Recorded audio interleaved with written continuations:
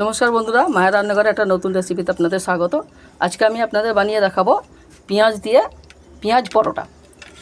তো আমি এখানে কিছুটা আটা, শুধু এমনি নুন আর 1 চামচ সাদা তেল দিয়ে জল দিয়ে মেখে ডো বানিয়ে নিয়ে এইভাবে লেচি কেটে নিয়েছি।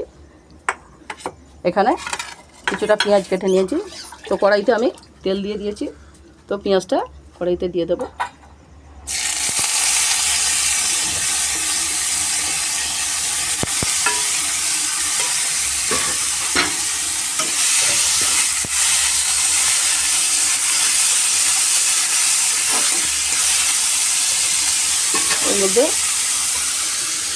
এর মধ্যে একটু নুন দিয়ে দেবো, একটু ধনে জিরে শুকনো লঙ্কা ভাজা করে গুঁড়ো করা এটা দিয়ে দেবো, গোলমরিচের গুঁড়ো, একটু লঙ্কা গুঁড়ো, একটু কাঁচা লঙ্কা, এটা পোস্ত একটু দিয়ে এগুলোকে দিয়ে আমি সামান্য হালকা করে একটু ভেজে নেব।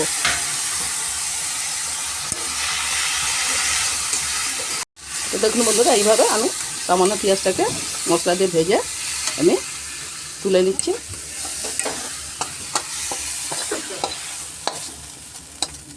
তো দেখুন বন্ধুরা, এইভাবে আমি একটা রুটি বেলে নিয়েছি, নিয়ে ওর উপরে আমি পেঁয়াজটা দিয়ে দিয়েছি, পাতিয়ে দিয়েছি। তো এইভাবে আমি এবারে ভাঁজ দিয়ে নেব, পরোটার মতো ভাঁজ দিয়ে নেব।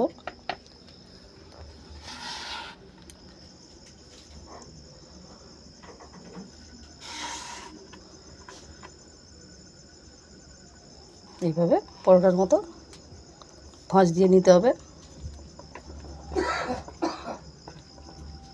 আলতো করে হাত দিয়ে একটু এইভাবে প্রেস করে দিতে হবে, দিয়ে এবার আলতো করে এটাকে একটু বেলে নিতে হবে। তো দেখুন বন্ধুরা, এইভাবে আমি পরোটাটাকে আলতো করে একটু বেলে নিয়েছি। তো এইভাবে আমি সবগুলো বেলে নেব, এগুলো সবগুলো বেলে নেব। তো দেখুন বন্ধুরা, এইভাবে আমি সমস্ত পরোটাগুলোকে বেলে নিয়েছি। তো আমি কড়াইতে তেল বসিয়ে দিয়েছি, এবার এগুলোকে আমি ভেজে নেব।